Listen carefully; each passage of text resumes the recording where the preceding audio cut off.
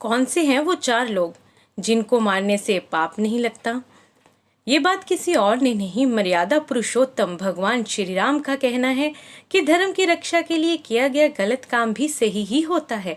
जो भी दुष्ट प्राणी छोटी भाई की पत्नी, बहन, पुत्र की पत्नी और बेटी को बुरी नजर से देखता है, उसे मारने में कोई पाप नहीं है। ये बातें प्रभु ने रामचरितमानस के किष्किंधा कांड में बाली का वध करते समय कही थी, क्योंकि बाली ने अपने छोटे भाई सुग्रीव को न केवल राज्य से निकाल दिया था, बल्कि उसकी पत्नी को भी छीन लिया था।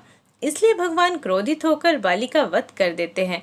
मरते समय बाली ने भगवान राम से पूछा कि हे राम, आपने धर्म की रक्षा के लिए अवतार लिया, लेकिन मुझे शिकारी की तरह छुपकर क्यों मारा? तो बाली का वध करने के बाद उसके प्रश्नों के उत्तर देते हुए श्री राम कहते हैं कि छोटे भाई की पत्नी, बहन, पुत्र की पत्नी और बेटी, ये चारों समान होती हैं। इनको जो बुरी नजर से देखता है, उसे मारने में कोई पाप नहीं है। बता दें कि बाली ने सुग्रीव को न केवल राज्य से निकाला था, बल्कि उसकी पत्नी को भी छीन लिया था। जब भगवान राम और सुग्रीव की मित्रता हुई तो सुग्रीव ने भगवान से आप बीती बताई तो भगवान क्रोधित हो गए।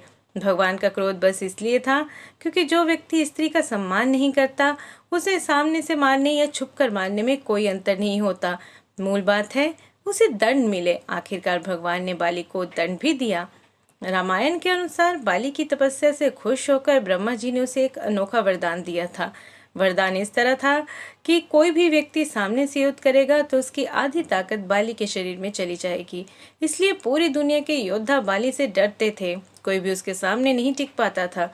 बाली के पराक्रम के बारे में सुनकर एक बार रावण बाली से युद्ध करने पहुंचा। बाली उस समय पूजा कर रहा था, लेकिन रावण लगातार बाली को ललकार रहा था, जिससे बाली की पूजा में बाधा उत्पन्न हो रही थी।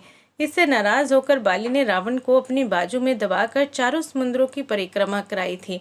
रावण ने छूटने की बहुत कोशिश की, लेकिन छूट ना सका।